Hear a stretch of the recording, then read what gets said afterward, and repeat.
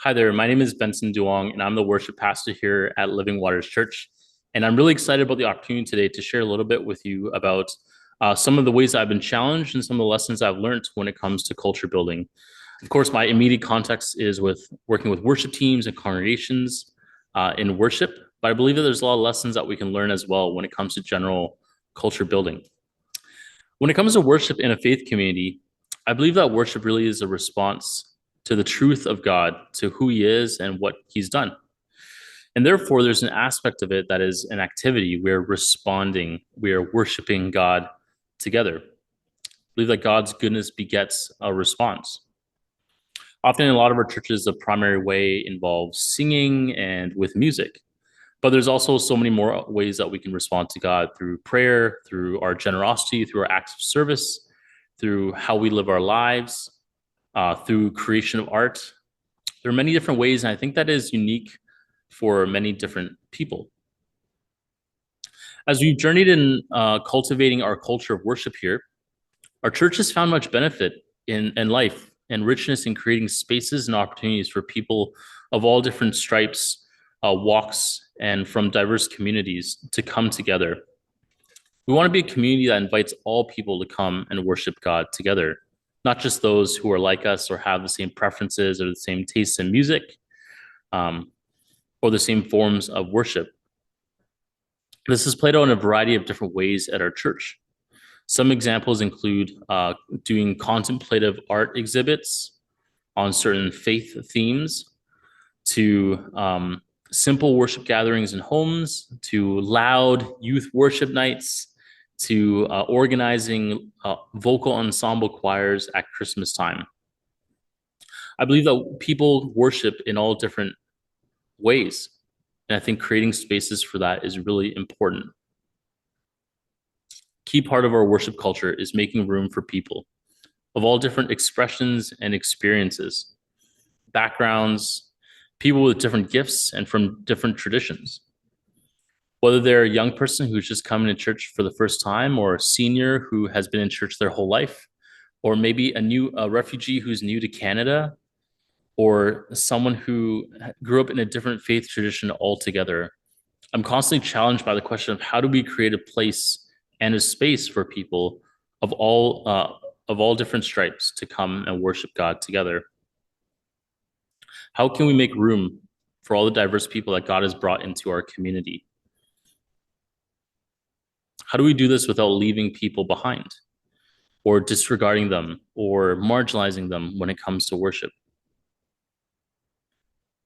I believe that culture building and leading involves a lot of consideration and intention. It involves you getting to know your congregation really well and intimately. It involves you having a good pulse on what season your church is in and what season your community is in.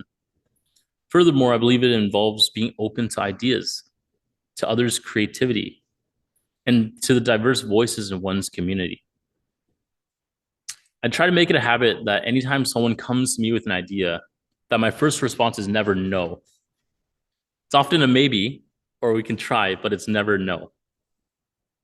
And what I mean by that is not that we run with every idea that people come to me with, but rather it's a commitment to a posture of humility and listening and discerning together whether it's not something God wants us to do.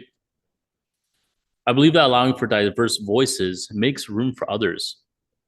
It makes room for them to bring their gifts, their experiences, their talents, their leadership, and most importantly, it allows for others to contribute to our culture of worship here.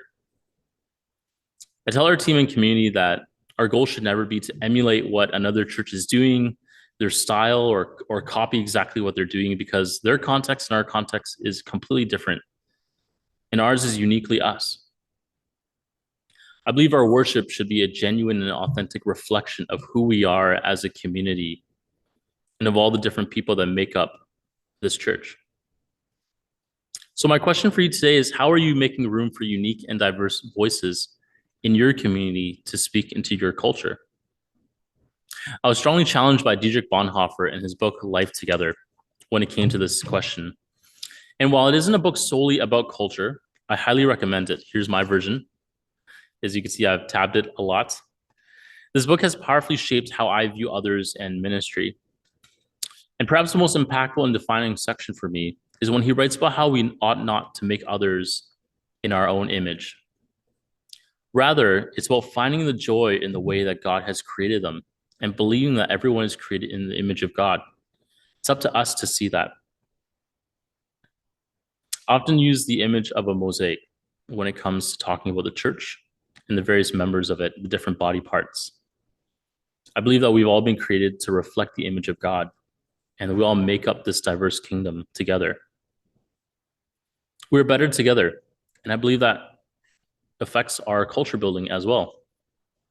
I believe that it can be so much more rich and vibrant when we invite others to collaborate with us when it comes to culture building. And that means, and that results in our culture being a genuine reflection of who we are as a community. I pray that this has blessed you in some way. I pray that you've gotten some things out of it. And I pray that you can find those diverse voices on your journey of culture building.